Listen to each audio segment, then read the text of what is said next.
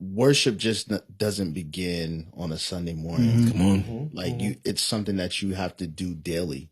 Mm-hmm. You know, take time out, you know, if you're on a train, you know, Adrian sends the music. I'm studying the music, you know, prior to rehearsal because I need to live with the music. Yeah. It needs to resonate within my spirit. Because if it don't resonate, you're not gonna play I tell Adrian, this song did not resonate, bro. I was trying. It did not work for me, man.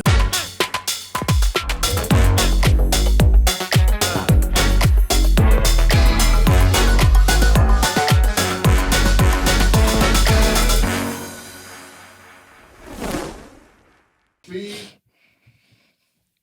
ain't never heard him say that before. You Never. He's doing that. We recorded thousands of things. I ain't never heard you say that before. Camera speed. All right, 3, 2, 1. Hey, what's up, guys? Welcome to another episode of the podcast room. My name is Adrian, and this installment is called The Music Room. We have a couple of... We already started. We have a couple of interesting guests today. Interesting. We have June, Big June. Say what's up, man. What's up, man? How y'all doing? Of course, you guys know Pastor Email. What's going on, y'all? And then last we have Will. Yo, what's up, y'all? All right, so let's kind of start off here, right? How long have you been doing what you do in music, right? And what do you do in music? In church, out of church, whatever. Let's start with June. What you got? Actually been playing drums. Lord Jesus, gonna pray to my age. Actually, over 30 years. 30 years. Over 30 years. Over. Yeah, literally, yeah, seriously. Pretty much do like, you know, playing churches, conferences, do a lot of sessions, different things like that. You know, over 30 years. So, Gotcha, okay. Glory be to God. Playing drums, You know? yeah. Well, what you got? For me, I started out as a drummer in church. Are you serious? He nice stop. Yeah, I started out as a drummer. And then I switched over to keys and organ at 15.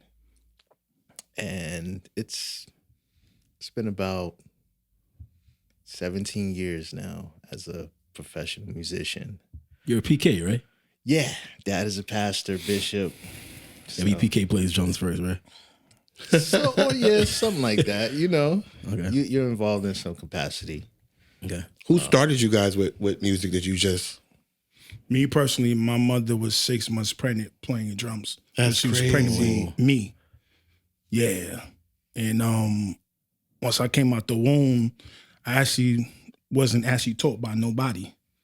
Like I literally didn't sit down and learn stuff.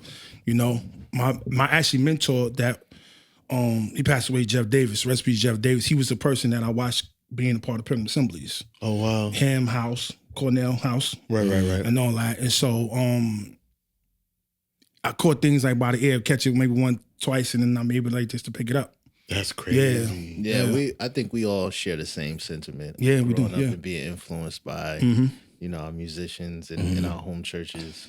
That's how me and my brother learned. And we Just ran from with it watching. just by watching. I never took any like formal lessons. Yeah, Never. Even as far as like organ, I never really took a formal lesson. It's just been you listen, you learn. And actually my brother started playing keys before me. Really? Yeah, people don't know that, but he plays several instruments, tuba and all of that. Oh, that's dope. All right, cool. So speaking of music in the church has evolved so much from the early 90s to like the early 2000s, the involvement of praise and worship to now we have this like Maverick City CCM thing taking over. How important is music in like, in the context of the church in like kingdom overall? How important is that music culture in, kingdom and the church? I mean, music has always evolved from time. When you look in from the beginning in the 1600s to now, like it's always progressed in many different ways. I think we're going to see that. You know, we're going to see the evolution of music again, probably in the next 10, 15 years again. Yeah. We've seen it when it went from, the Hawkins, and the Crouches, who were the crossover artists during that time. Secular and gospel. Yeah. Secular and gospel. Then we see Kirk Franklin, become that with God's property. Then we see, the now Maverick City, and those who are influential in that capacity. So we're going to constantly see it evolve. I think change is good, and we should keep on evolving, because there's another generation that's going to come. It's a whole word, right? That we have to impact, that we have to reach. And sometimes they may not get the pipe organ. That might put them to sleep. I know what I'm saying? A couple times.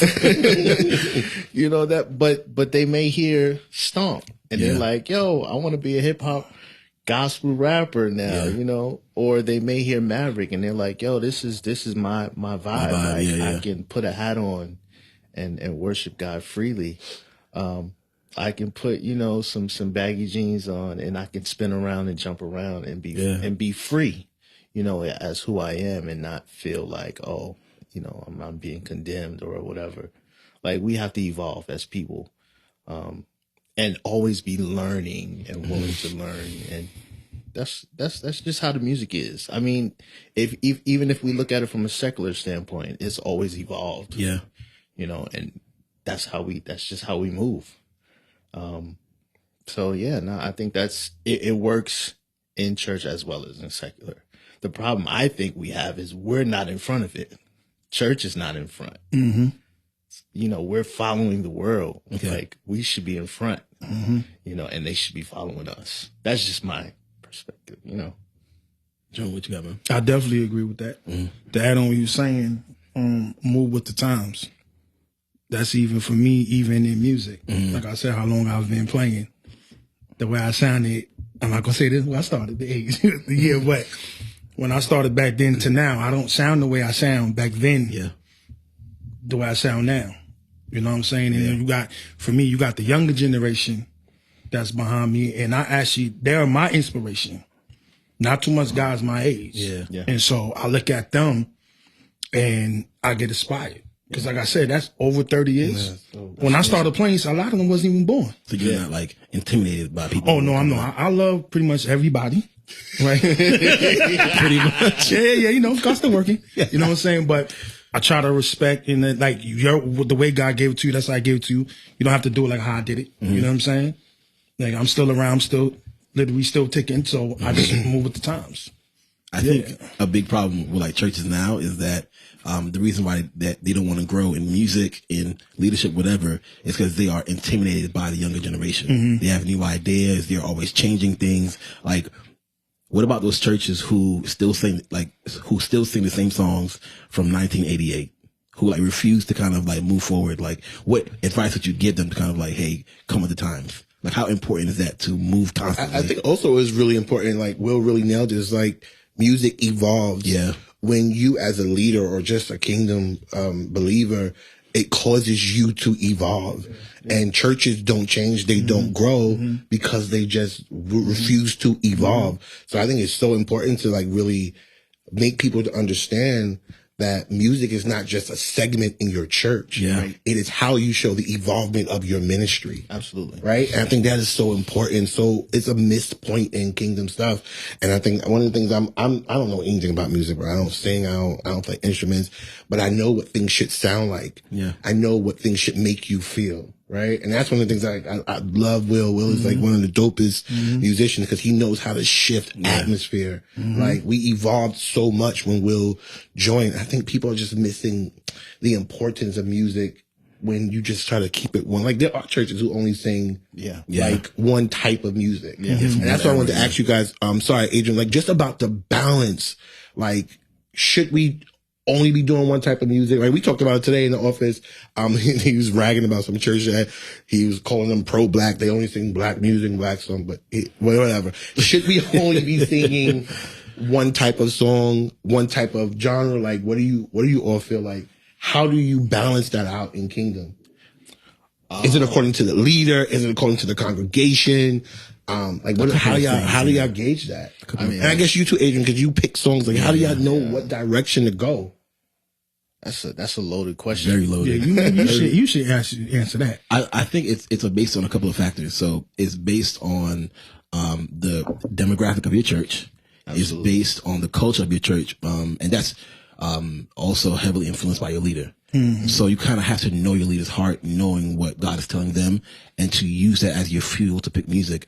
But also, don't be afraid to introduce them to things that are current.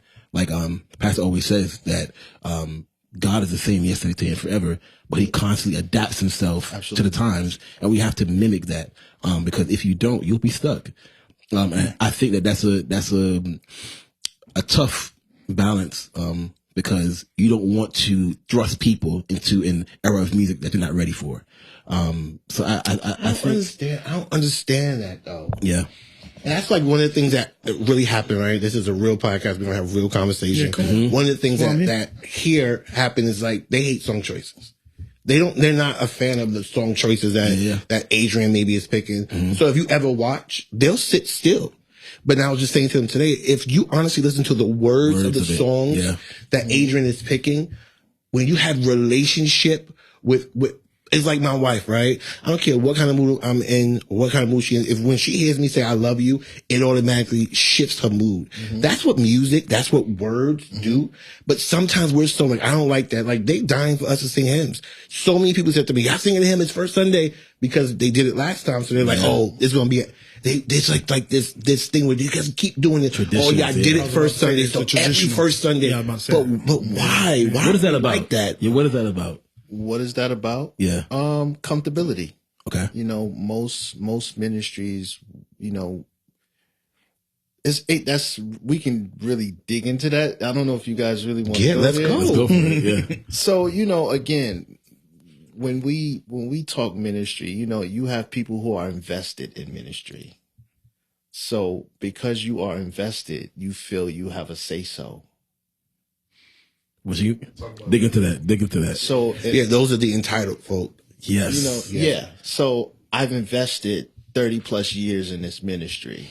I have a voice because I've been here. Yep. I've invested my life savings, whatever, however it is. I bought a pew.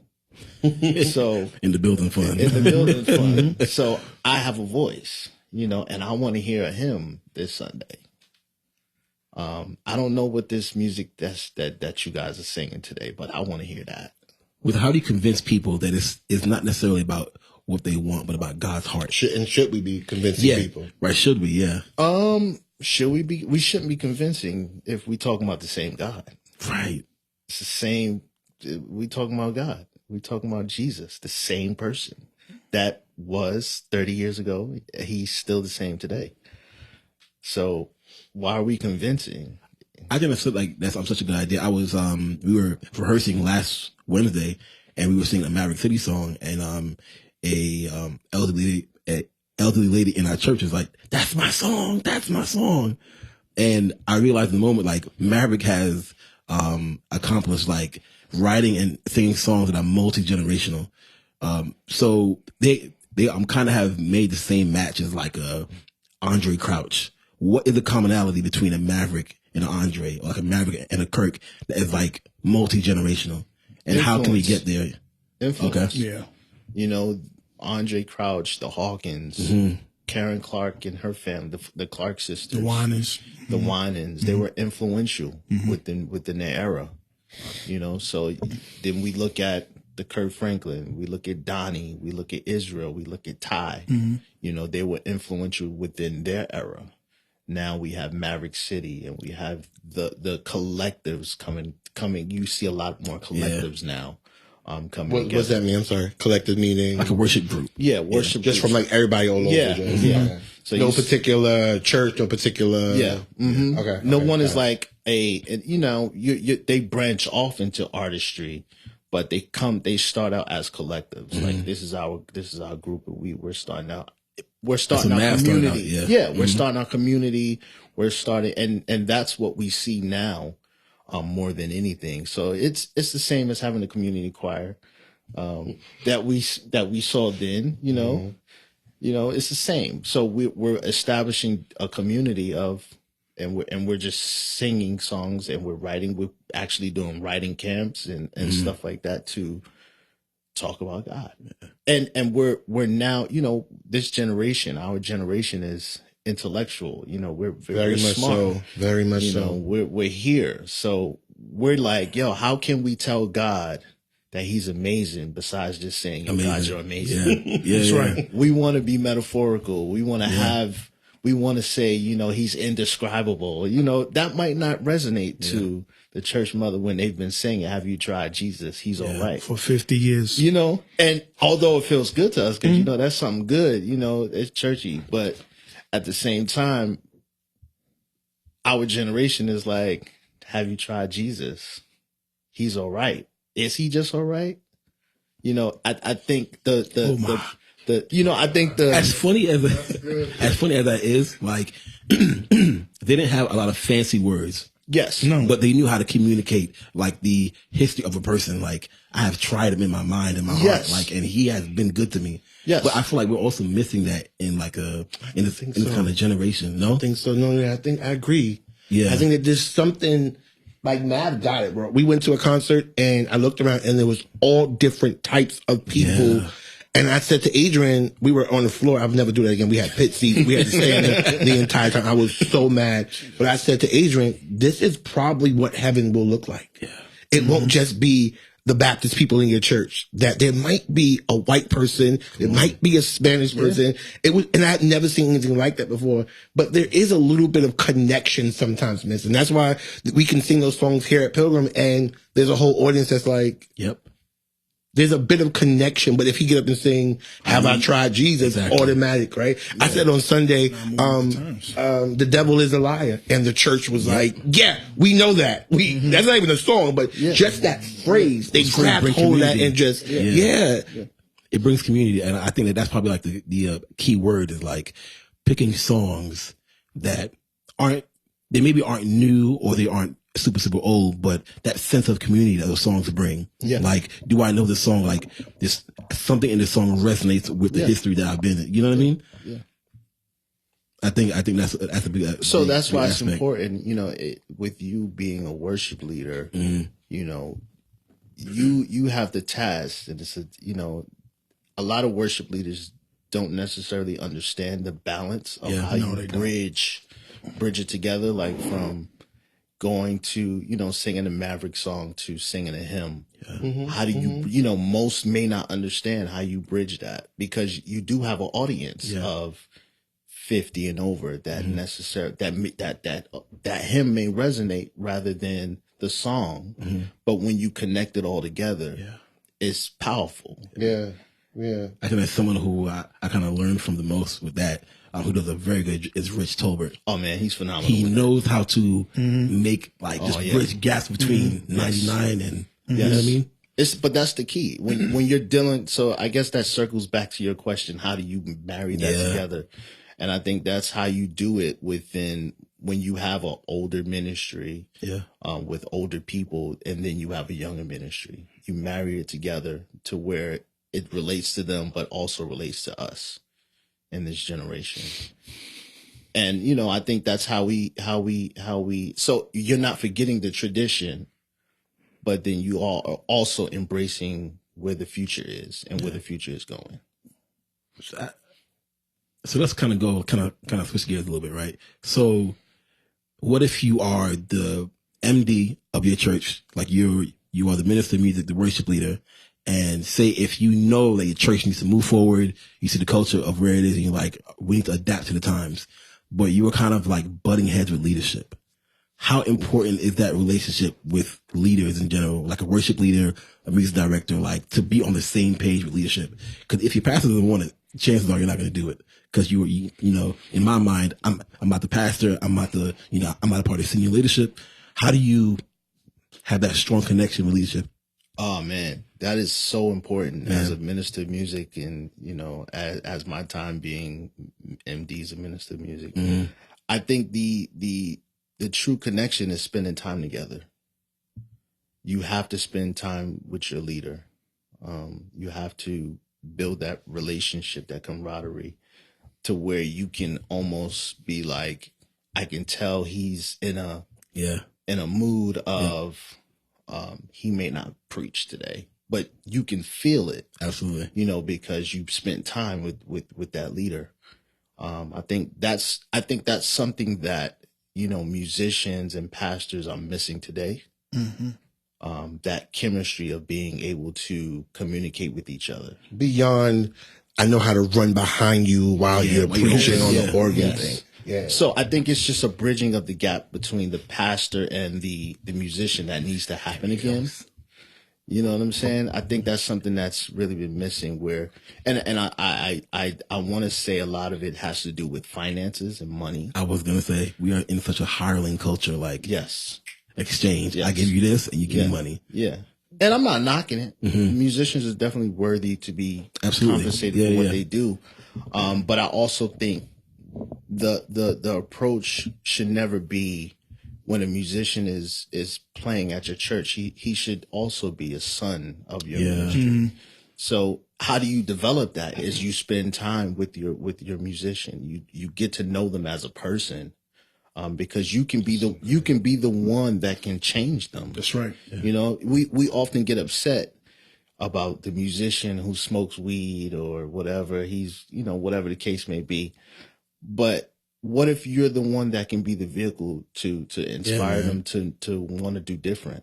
They may not want to smoke the next day because you've encouraged them, or they felt like, yo, man, Pastor's a real dude. Yeah. Like we talked, you know, and he told me his, you know, his the things that he's dealt with, and like, yo, and he overcame it. So now, yo, I'm inspired to want to overcome because, you know, he that's the type of relationship we built. And it doesn't necessarily have to be behind the instrument. Let's go do lunch. Yeah. Let's go do coffee. Let's go, you know, let's go play some pool. Let's go bowling. Let's go spend some time together to really cultivate our relationship.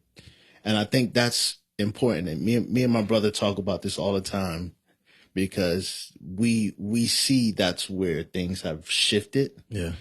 And again, it's not knocking that musicians shouldn't be compensated. I believe that they should. Yeah. I just think, yeah. And then, you know, pastors are functioning from a hurt place too with musicians, especially if you've had musicians you've invested into. That's what I was going to say is how does a leader know that a musician wants to be in that space with them?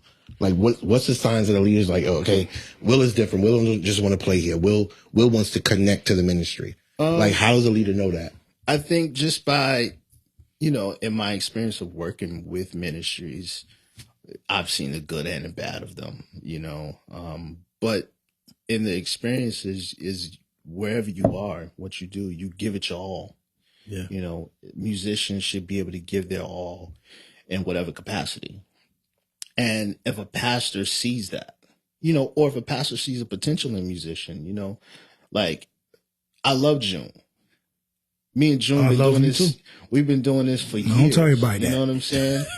But again, if you never got to know June, That's right. You know what I'm saying? You'd be like, yo, June is the nigga from the street. You know what I'm saying? He gonna pop off in a minute. You know what I'm saying?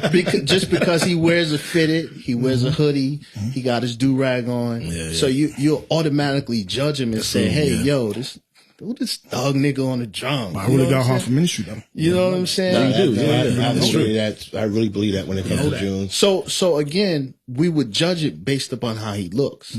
But if you sat down and have a conversation, you'll understand like, June may have that rough demeanor, but yo, that dude, if he for you, he for you. And if he love you, he love you. That's it. Yeah. And I think you have to use your discernment, you know, on what, you know, who is and what is and what's not and what's not.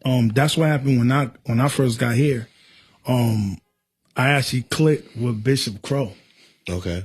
You know, and so like Will was saying, like a lot of times we go through things like I'm one that been through ministries and different things and been burnt and hurt and all that type of stuff too. But you have a heart for ministry and your leader can actually see it. It's more than the paycheck. Yeah. Yes. Every time the doors open, you here. Like I was here on that Monday when Rich Tarver was here. I was here, you know what I'm saying? They needed me here, make sure everything, you know, was straight and all. Was there something wrong? No, No, I'm just saying. you good. I gotta be me. Nah, So, no, but I love the point I'm making is that was like an off day. That wasn't Sunday. Yeah. You see what I'm saying? They needed some of the men here to, do the church thing. I was here. And so my thing is like, really, really, that's very important. But I think musicians, like what we're saying, you should have some ministry aspect with you. You see what I'm saying? Like you said, I don't think we talk about we don't have to be sons and all of that, unless that's what God wants us to go. But like have some type of ministry aspect. Like you said, yeah, we come in, we do our job, we do what we got to do, whatever. But we're here for ministry. You know what I'm saying? Like that's in our heart. So the leader can actually see that. And then that comes with time too. So you're saying like Will was here for a long time.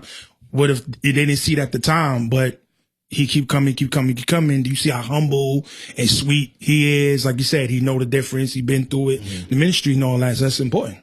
We don't talk about that enough, about having a heart for ministry. Yeah. Like if I don't ever get a check, or if, one day, things aren't kind of lining up, like will I still show up and give it my all?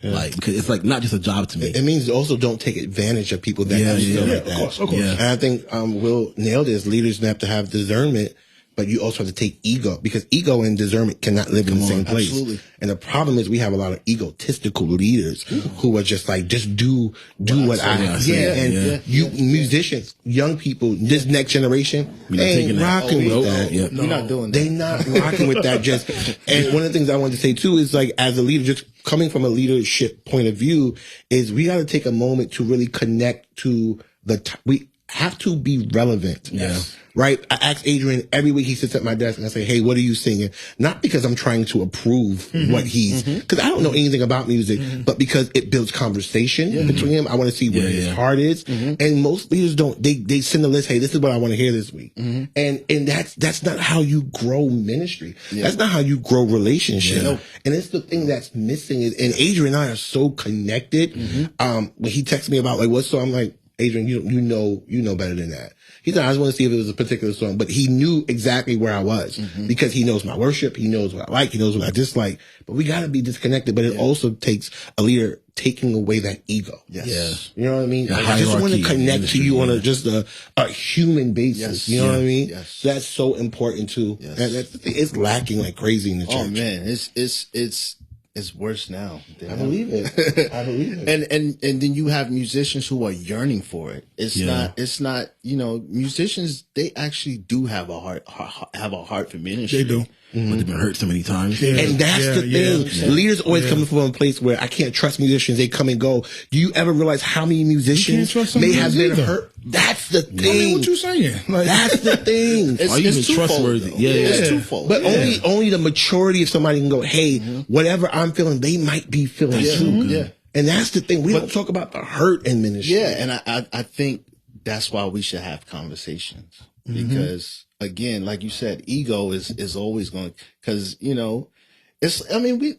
it's like the devil in God. Like, Look at his Bible, Will. I'm just saying, Walk us through it. No, I'm just Walk saying. through the text. What was Lucifer? yeah, absolutely. Yeah. Absolutely. You see what I'm saying? Absolutely. So now you're talking. We're struggling with power. Man. Will. We're struggling with power. So who has the most power at the moment? You understand what I'm saying? So that's why we have the leaders who have the egos, and that's why we have the musicians with the egos, because we're trying to figure out who's the most powerful person in the room at the moment. So we gotta break that down, and I think the only way we break that down is if we have conversations and get to know each other and really kill that. Yeah. And know a little bit about Bible. So when the disciples sat around and said, who's going to be, he said, shut up, none of y'all. That's what I'm saying. None of y'all. Like, what y'all talking about? Like, you gotta read your word. You gotta have a relationship with God, because there's nothing more, sobering than the word of God. Yeah. Absolutely. Cause that thing will be like, yo, it's the scripture I was just reading the other day when he's like, y'all worried about the outside of your cups, and the inside of your cups is nasty. I read that like, oops. You know what I mean? Like, but that's what the scripture does. It's real. And I think if we have leaders, and I'm saying for musicians, if we have leaders that will sit down with us, and Now we can talk about the Bible from a practical standpoint. Yeah, because Sunday we're gonna get the hoop, we're gonna get the prepared, we're gonna get all of that. But let me ask you a question, Pastor. Like, so what did this mean? Like, explain this to me, and we have a conversation now about scripture. Or so how do we navigate and how do we apply this to our lives from this standpoint? Right. Yeah. Musicians have questions. We want to know too. Yeah. You know what I'm saying? We want to get to know the word of God just, like everybody else, but we're serving too. You know what I'm saying? We're worried about what's happening in the moment. Yeah. Because if we miss a cue, gotta always be on. That pastor's gonna be looking. You missed the cue, son. You missed the cue, and it's like, but the reality of it is, when we're not serving, who's pouring in? So we have to balance it out. Yeah. I feel like there's maybe too much pressure on leadership. Like what happens to your relationship outside of you serving? So like it's almost like I need somebody to pour in. Yeah. But what happens to you filling your own cup sometimes? It's like you should be able to. Yeah, you should. You should. But I think also there's still a responsibility. Absolutely, yeah. To a leader. Like, my children can go get their own things out the refrigerator, but it's still my responsibility to make sure they go get it. Yeah. Right. You know what I mean? I can't go, Ethan, you better go ahead and go downstairs. Like, I still got to make sure, did you eat? Did you take? Did you do what you have to do? Yeah. And that's the role and that's the responsibility of leadership. But here's the thing, that takes a lot of energy. And for a lot of places, we're leaving exhausted leaders in place. Let's talk about that. And that's a thing. Oof. And that's the problem. And then we're blaming people. Why aren't you doing? Some leaders are honestly exhausted. You can tell by the way they deliver the word, how they interact with the people. And then that stuff trickles over into your music ministry. Yes, it does. Will nailed it. If they just sit down and just study word together, it's dope, because when they connect, who knows what can be birthed out of the new understanding of the preached word. I'm telling this you. boy writes, I did a revival, not a revival, a shut-in. And he wrote songs while I was here, just walking, praying aloud. Yeah. You know what I mean? That's what connection looks like. Absolutely. And he was showing, I'm like, what? He said, you said this in prayer. No idea I said it, but because we're connecting in those moments. Yeah. But I do feel for leadership, and I feel for musicians, but there's pressure across the board.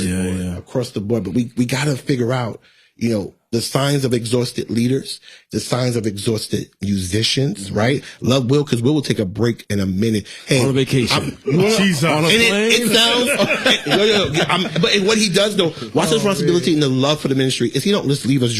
He sends someone to fill in, and he takes his break. And I love that. Like, we gotta just honor ourselves and really respect like, we need energy. I need a break now. Right now.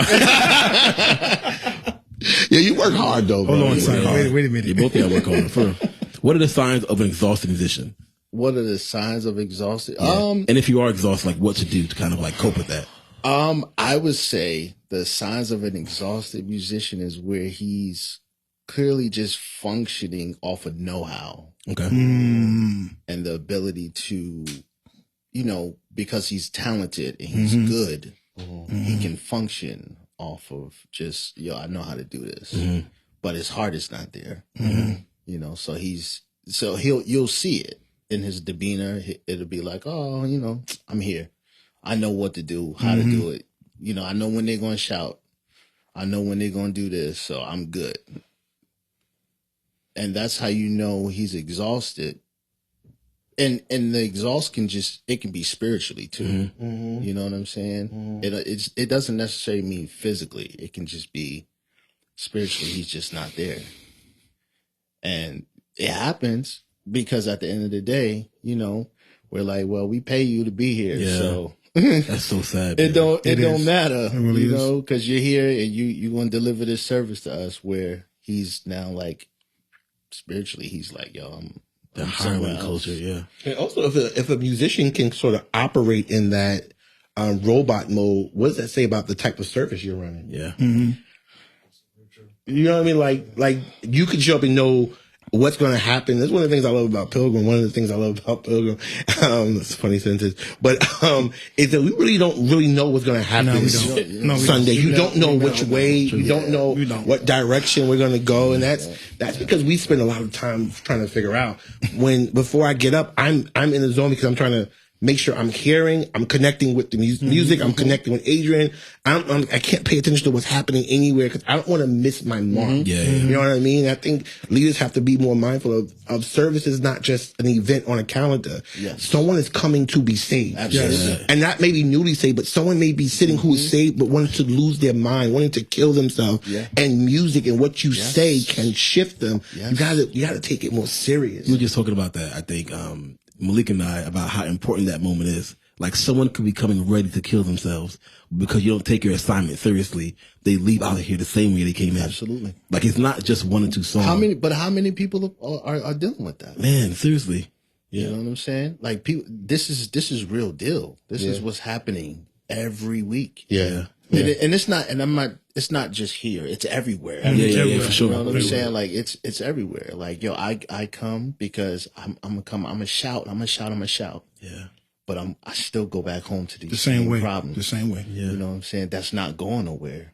So what's the solution? What is the solution? Yeah. You know what I'm saying? What's the solution? Put that on the bottom of the screen. What is the solution? What are we supposed to be doing? What's the solution? You know? Yeah. How do we, yes, the music is definitely going to draw the people in. But it's more than that. Yeah. Yeah. Like more than what that. is really going to get them to be like, yo, Yeah. my life has changed. Yeah. Yeah. It needs to be a collaboration of Yes. everything. Yes. So music needs to work with leadership. Yes.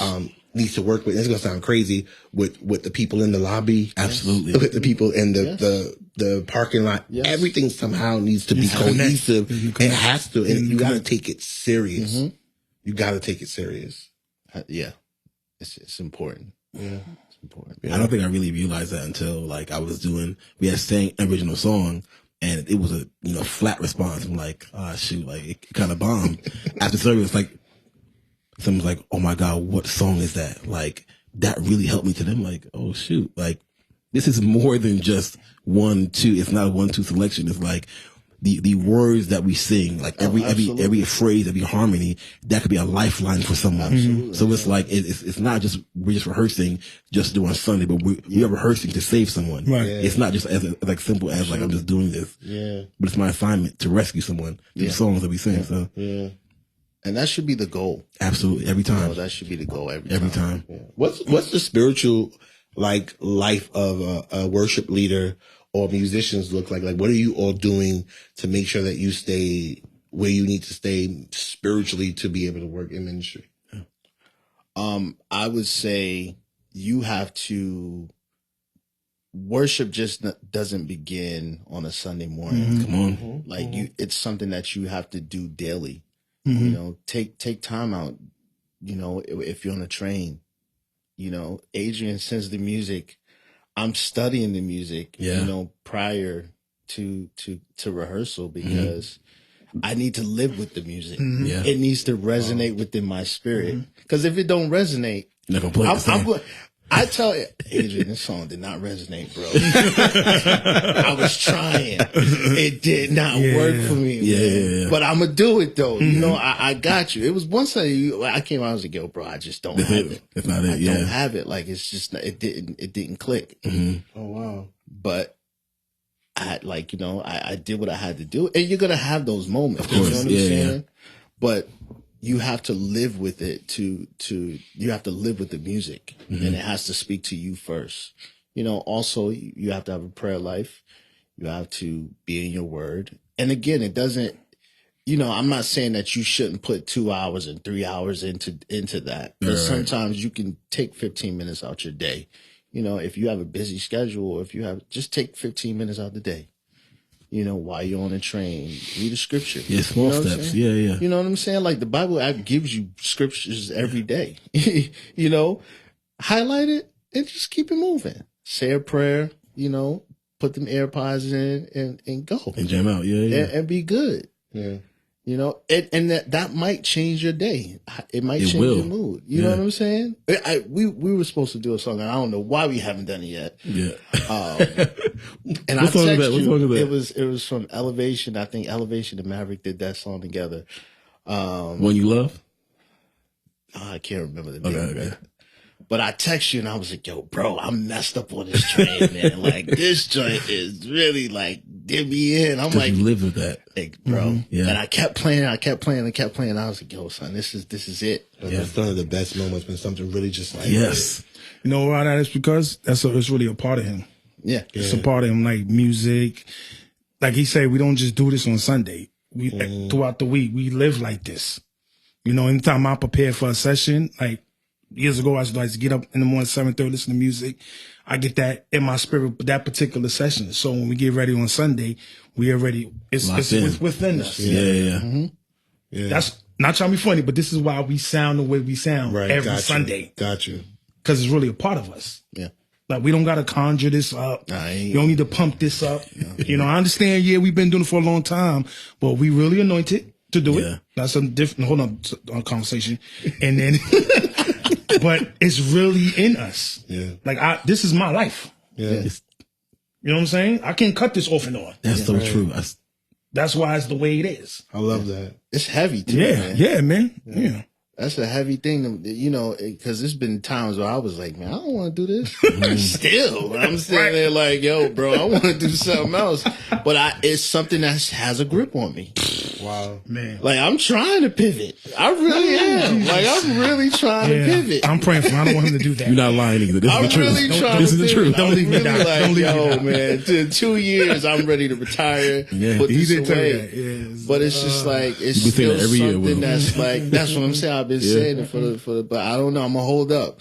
I'm 2 years. I'm giving myself probably trying to let this thing go and just be somewhere sitting in the back with being a deacon with keys. I love the honesty of that. Like when you realize you don't want to do anything, do something anymore, you just can move away from it.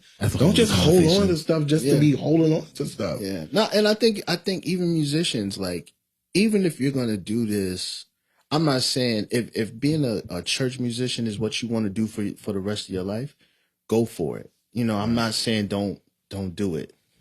But you should be always evolving. Yeah, because a lot of times as church musicians, we get stuck in this one way of doing this. And, you know, you become accustomed to it and you'll regret it in the end. Put a cap on your life. Yes, you put a cap on your life just by locking being into one box, squeezed into just one thing. So for me, that's why it's always like, pivot to the next. Because after a while, this becomes redundant. Yeah, sure. You've always been like a big like advocate of that. Like, be loyal to your church, but also don't lock yourself in that box where you can't expand. And Because you always gonna be. If your ministry is truly a blessing to you, you're not leaving. You're not leaving. You're Yeah, always that's right. going I to be agree. loyal. I agree. That's why it gets on my nerves and pastors be like, oh, you stay a son to the house. You're going to be a son regardless. You know what I'm saying? Don't forget where you came from. I would never forget. Yeah. You know what I'm saying? Because this is where I came home. from. Yeah. That's ego. That's control. Control. Leaders who haven't cultivated something but want to control it. Yeah, it's like, yo, man, I'm here. I've devoted myself to this ministry. You know what I'm saying? There's nothing that I wouldn't do. And if you know that you're a good leader, you don't have to worry about. You don't have to worry about sons running away or daughters running away. Yeah. 'Cause if I'm a true son, I'm not going anywhere. And then the reality of it is, when you go out, you're a reflection of the ministry. That's the part. That part. Will. Absolutely. You are a reflection. So when they say, what church you a part of? Exactly. I'm from Pilgrim. Bishop Brown. That resonates still. Even to this day. Even to this day. Like, even in his passing, it resonates. You say Pilgrim, Bishop Brown. Yeah. You know what I'm saying? Pastor Crow. Now Pastor Email. It's always going to be that. Yeah. You know what I'm saying? So now when they see Adrian, he's on a stage somewhere. Where's he from? Pilgrim. We know. Yeah, someone. I was somewhere yesterday at a rehearsal, and I was introduced to someone like, oh, he's a Pilgrim. And it was like, oh, yeah. Automatically knew me as a Pilgrim. Like, you know what I'm saying? Because that's just how it is. Right, So yeah. you're always going to be attached wherever you go. And that's ultimately going to bring a highlight to the ministry. Always. You know? Because now they want to know, how is this worship leader, where's he from? Yeah. We need to attend his church. Yeah. You know? All right, draw the people. Yeah. You know what I'm saying? So it's imperative that we really understand what we're called to do and what we're supposed to be doing. And also make it your business to pour into other musicians. Absolutely. That's one of the things I think is, I don't care how great a preacher you are there other great preachers in your church? Are you the greatest preacher in your church? Yeah. That's strange to me. That's why I'm so intentional about the way I shape young people here, because I'm like, I need someone to be able to exist if I'm not here. You know what I mean? It's crazy. You know, you've been in somebody's church and they be like, yo, the pastor not preaching today. Oh, Everybody going. They don't show up. They will leave. They don't show They up. will leave. Yo, they be, I'll be pastor there. be mad. Yo, why that offering ain't where it need to be? Hey, man, pastor, the church people left. They saw that you wasn't preaching. Right? That's a real thing, though. It's a real It's thing. Still happening to this day. thing. Still happening to this day. Yeah, because leaders aren't cultivating, because you're afraid that someone's going to be bigger than you. But isn't that the goal, though? Supposed to be. It should absolutely be the goal. Supposedly. It should be a goal. One day I am only pushing sons. I'm only pushing. That's it. That's what you work to do. the goal, right? Now that's real legacy. Yeah. We think legacy is in furniture and changing pulpits, but real legacy is extension of ministry. Absolutely. And we gotta get Absolutely. And leaders get a are grip. kind of letting their ego prevent legacy from happening. Absolutely. And they're wondering why, like, my church isn't growing, because you're not cultivating. How about that? Yeah. Cultivate and you'll see a legacy. Yeah. They always gonna come back home Yeah. and pay homage to home. Yeah. You know what I'm saying? As much as I may have evolved from living at my parents' house, That's always home. it's always home. Yeah. I know I can always get a good meal. Absolutely. I always know. I know if I want to go lay down on the couch or in the bed, I'm Doors good always because gonna be it's open. always home. That don't mean I gotta live there. No. You know, it just means, I just gotta, this is a good place of comfort for me. You don't at this live there, but you always know you belong there. Come on, man. Yeah. There you go. And that's what ministry should do. And you should be birthing out musicians. You should be birthing out sons and daughters and preachers, prophets, whatever. Let stuff come out of your church that reflect what you've been teaching and what you've been doing. true. So good, man. Yeah, that's So crazy. good. I believe it's going to shift though. That's why I'm trying to pivot so I can hopefully Nah, bro. bro, this is what you gotta do. But man. on the real though, I do want to honor you too, because I think we've had a lot of musicians here. Yeah. But I think when it comes to the faithfulness and like when I tell you I feel such a big brother protection when I look over absolutely. and Will is on the organ. Don't you even worry about like it. bro. and like with June, I know. Don't even worry about it. Bro. June. Don't you? But I feel like right. they cover this ministry. I promise you, don't worry about it. Yeah, and I know Bishop feels the same exact way. Like you all cover us, and Hey, like man, I love we can Bishop. trust y'all, and like I honor y'all for real. Like for real. You some of the gift that you could be doing anything. Yeah. Watch Will work so crazy on our album, and I was just like, you can't get nobody to do this if they don't love you. You know what I mean? Absolutely. I tell y'all that though. Like, And what's his price? I tell y'all, like, yo, I'm here because I love y'all genuinely. Yeah. Like, it's not because, You telling the truth? no, legit. Like, it's because I love y'all genuinely. Like, I've seen big and small ministries work for big, travel, whatever you want to say. I've done it. Yeah. But at this point, it's not about who's and lights, cameras. It's really about making genuine connections with people that you can genuinely love, that have your best interests at heart. I hear you. Yeah. That is not, we're just using them just to get. Just for this, yeah. I ain't got nothing for you to use me for. That's right. That's just real deal. Like, I'm here, like, because I truly love. I could just stay home at this point, Right. And be okay. and be okay. be okay. But it's genuine love from me, and I've been saying that from day one. We love you, Will. We love you, I man. love y'all, man. I love Bishop. Bishop Yeah. is, she's. if you don't understand Bishop, That's why we get along. she will make you, girl, man. you know, you be scared. That's like, my girl. but once you get to know her, you really, like, you know her heart. Oh man, she's sweet. She's sweet. She's a sweet lady, and she loves everybody. And you could tell she loves her people. You know, she's connected to her people. She'll walk up, "You all right?" You know, like when June, I think June was sick one Sunday. Talk about that, I was going to tap into that, but the Lord leads you, so I don't want you to go forward. No, but like she came over and was like, "June, what's that?" Yeah, so I had like a banana, right? I had a banana. Tell the story. I had a banana, sparkling water with no sugar and something else. And I'm like, Bishop, like, I gotta have some protein. You know, you want me to take the people to the king? Like, I need banana, something like that. So we about to start service, and she like checking the bottle and all that to see, you know, what's the service and stuff. She said, all right, you good, you good. But even besides that, the times that I've been in the hospital, the text message is, Nisi, you know what I'm saying? And that's, for me, personally, that's what's important. Yeah. That's bigger than money for me. You know what I'm saying? Because like you were saying earlier, like, it's important for that to happen when you're part of a ministry that shows they care about you outside of Sunday. It's important.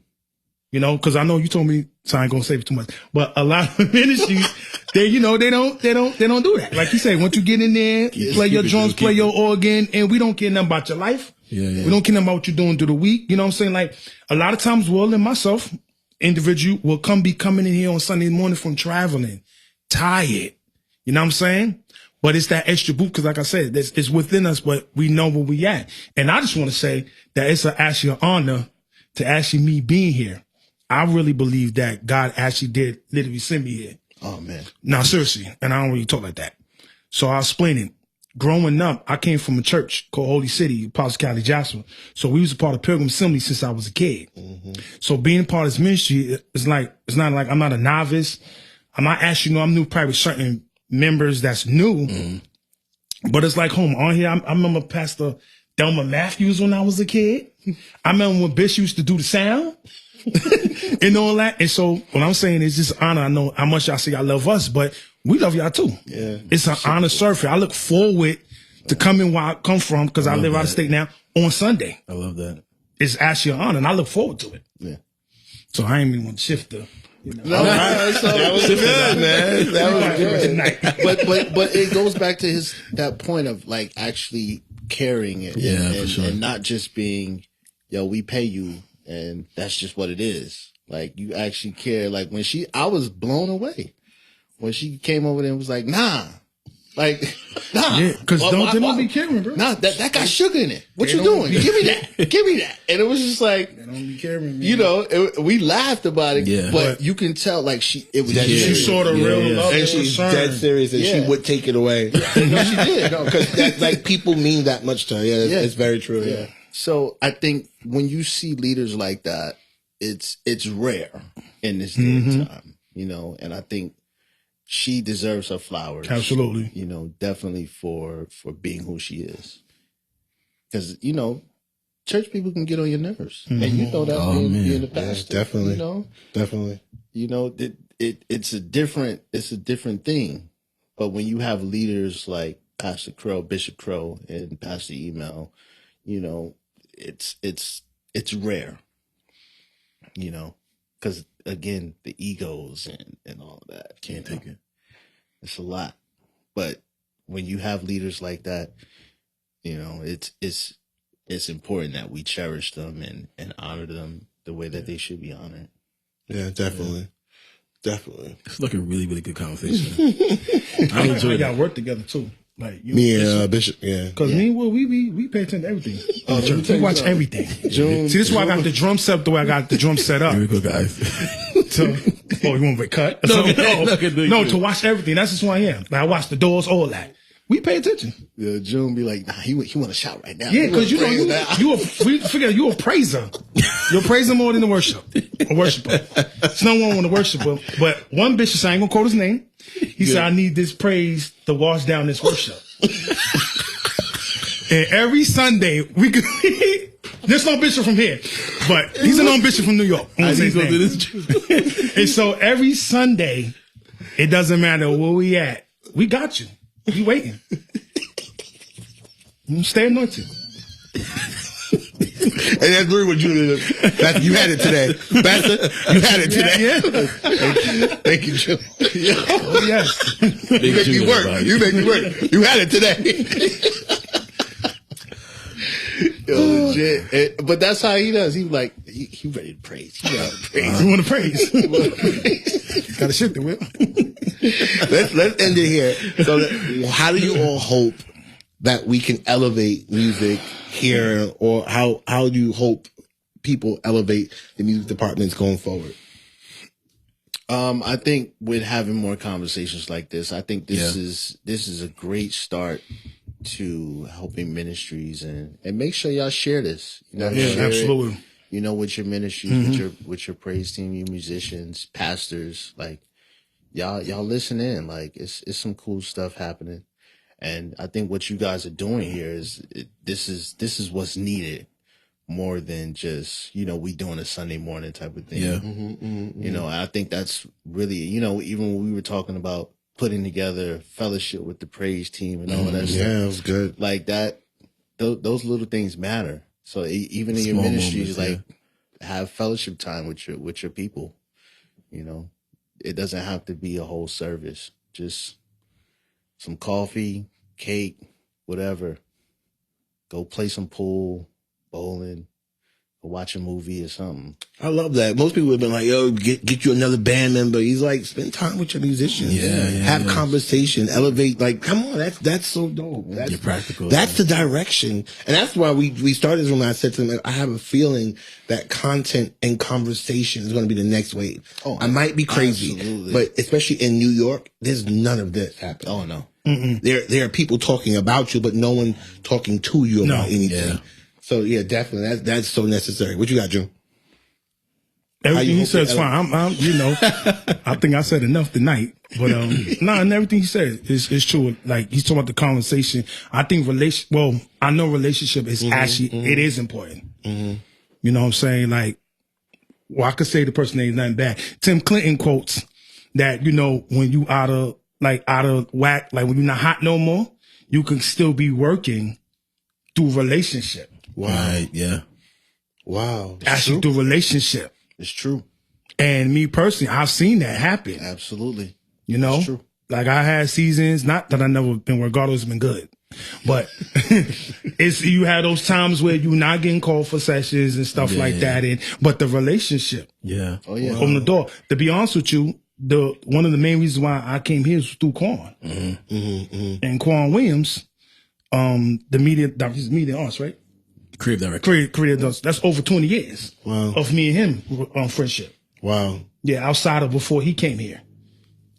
That was what I think was the door opener. Wow. That's amazing. I came the first Sunday in 20, because I'm good with the history stuff.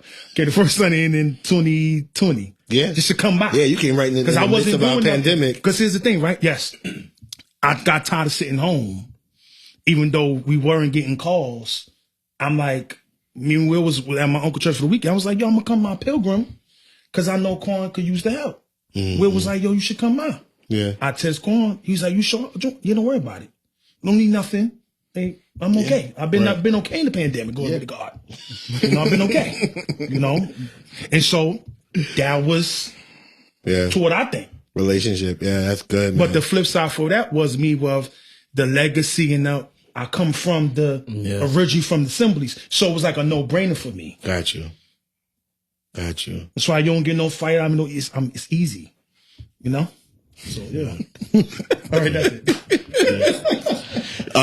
Adrian, do one and then close us out. Where do you hope, as a worship leader, MD, and all that you do, where do you hope it elevates? How you hope it elevates? I think maybe like one of the biggest things is to focus on community. Cause I think that if you don't have that community aspect in your worship team, in your worship department, it's kind of going to fall apart. Like people want to feel like they're a part of something. Yes. They want to feel like I have a place here, I have a home here. I think that's probably one of the biggest things is to create community in your music department, create community in the songs you pick, and the songs that you sing. And when people pull apart, you kind of have them locked in, then your family. But this was a really, really good conversation. Yeah. Thank you guys, Will and June, for coming. You want to do part 2? Huh? I think we should do a part 2. Yeah, man, we should do part 2. I definitely I like think this. we should do a part 2. All right, guys, make sure that you like, comment, and share. Thank you for Hit stepping that into the bell music so room. you can notify every time we drop a video. Yep. Make sure you also join the conversation. Make sure you comment, share this out. Absolutely. If you have anything to add to what we're saying, we'd love to hear you. All right. This is Music Podcast Room, the Music Room. We love you. Peace.